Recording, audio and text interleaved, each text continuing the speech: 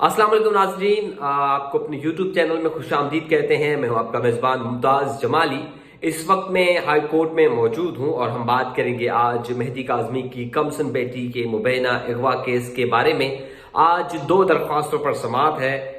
दोनों दरख्वास्तें इस केस की जो मरकजी मुल्ज़िम हैं ज़हीर की जानिब से दायर की गई हैं। एक सिंध हाई कोर्ट में दायर की गई थी, जबकि एक जो है वो सिटी कोर्ट में कायम डिस्ट्रिक्ट सेशन जज शर्की की अदालत में दायर की गई थी।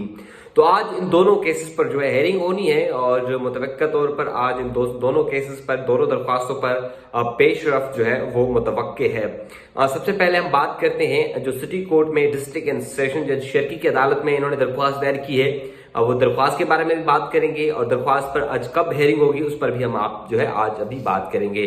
तो आज डिस्ट्रिक्ट एंड सेशन जज शर्की की अदालत में जो है इन्होंने मुल्ज़िम जो ज़हीर है उनकी जानिब से एक दरख्वास्त दायर की गई है और उन्होंने एडिशनल डिस्ट्रिक्ट एंड सेशन जज शर्की 7 नंबर इलियास मेमन की अदालत से केस मुंतकिल करने से मुतल्लिक ये दरख्वास्त दायर की है। चूँकि वो उनके मौक़िफ़ हैं कि एक तो उनको जज साहब पर जो है एतमाद नहीं रहा और दूसरा ये कि वो समझते हैं कि इस अदालत के पास जुरिडिक्शन नहीं है, हुदूद नहीं है कि इस केस की जो है वो समाअत कर सके।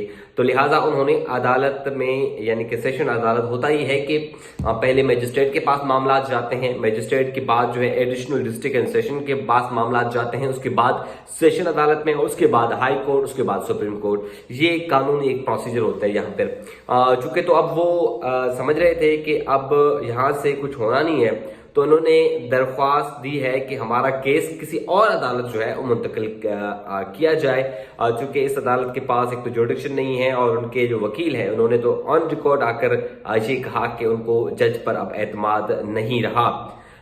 ये सवालिया निशान है। लोग पूछते हैं हमसे कि जब इसी अदालत से ज़हीर के फेवर में कोई फैसला आता है तो बड़े एतमाद किए जाते हैं, लेकिन इनके फैसला जब इनके फेवर में नहीं आता तो अदम एतमाद का इजहार किया जाता है। अब जब अदालत की जानिब से जो भी फैसले आते हैं, चाहे वो मुल्ज़िम समझे कि मेरे फेवर में है या मुद्दई समझे कि मेरे फेवर में है, लेकिन वो फैसले होते हैं मेरिट्स पर। जो पुलिस की जानिब से, मुद्दई की जानिब से, मुल्ज़िम की जानिब से सबूत अदालत में पेश की जाती हैं, चीज़ें अदालत में पेश की जाती हैं, उसके बाद ही जो है मेरिट पर फैसले आते हैं।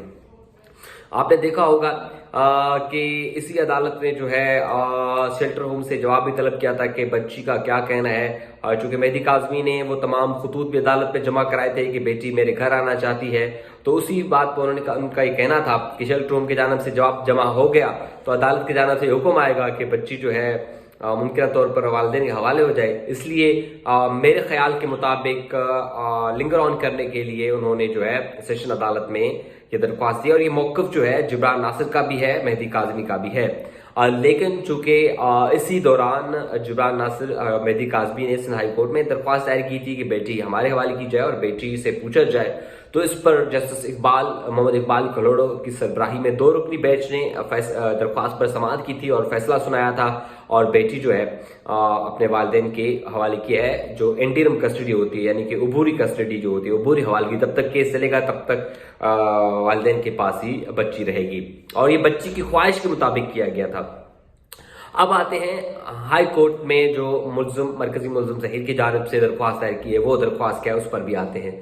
हाई कोर्ट में जो मरकजी मुल्ज़िम ज़हीर की जानिब से दरख्वास्त दायर की है उसमें उनका मौक़िफ़ है कि मुबैना मुग़विया जो है वो उनके हवाले की जाए और वो क्लेम करते हैं कि जो मुबैना मुग़विया हैं ज़हरा काज़मी, वो उनकी अहलिया हैं और इसीलिए ये दरख्वास्त उन्होंने दायर की है। और इस दरख्वास्त की समाअत जो है पहले होनी थी, लेकिन अब ब्रेक हो गई है सिंध हाई कोर्ट में। अब ब्रेक के बाद जो है इस दरख्वास्त की समाअत होगी और इसमें मरकजी मुल्ज़िम ज़हीर का ये मौक़िफ़ है कि कानून और शरीयत के मुताबिक जो है मुलाकात का हक दिया जाए। चूँकि वो उनकी अहलिया है तो उनका हक बनता है कि उनसे उनकी मुलाकात जो है वो कराई जाए।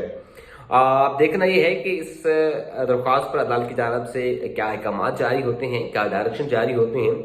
लेकिन आम तौर पर होता यह है कि जब बच्ची अंडर एज होती है तो जो अक्यूज होता है, चाहे वो क्लेम करे कि मैं हस्बैंड हूँ, लेकिन उनसे उनकी मुलाकात जो है वो नहीं कराई जाती है और इससे मुतल्लिक अदालती नज़ीरे भी मौजूद हैं। चूँकि वो इस केस में अक्यूज होता है اور اکیوز انڈر ایج بچی، یعنی بچی جب چھوٹی بھی ہو اور شیلٹر ہوم میں مقیم ہو یا شیلٹر ہوم میں ہو تو ان کی ملاقات تب تک نہیں کرائی جاتی، کیونکہ بچی ایک تو انڈر ایج ہے اور ملنے والا جو شخص ہے وہ چاہے وہ کیا بھی کلیم کرے لیکن اس ایف آئی آر میں اکیوز ہے۔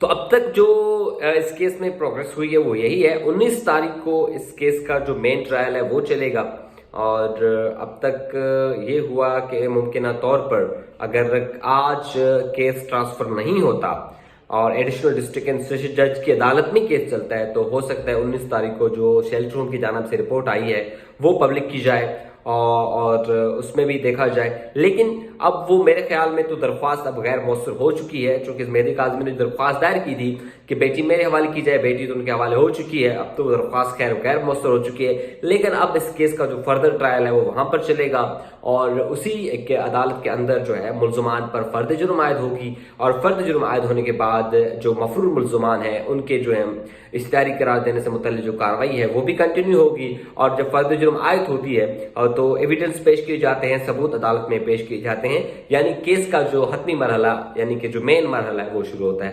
تو اب ایک تو بریک کے بعد ہے اور جو سیشن جج کی عدالت میں وہ 42-41 نمبر پہ ہے، تو وہاں پر بھی دیکھیں گے کیا ہوتا ہے۔ جو اس کیس میں اپڈیٹ ہوگی ہم آپ کے سامنے رکھیں گے۔ بہت شکریہ۔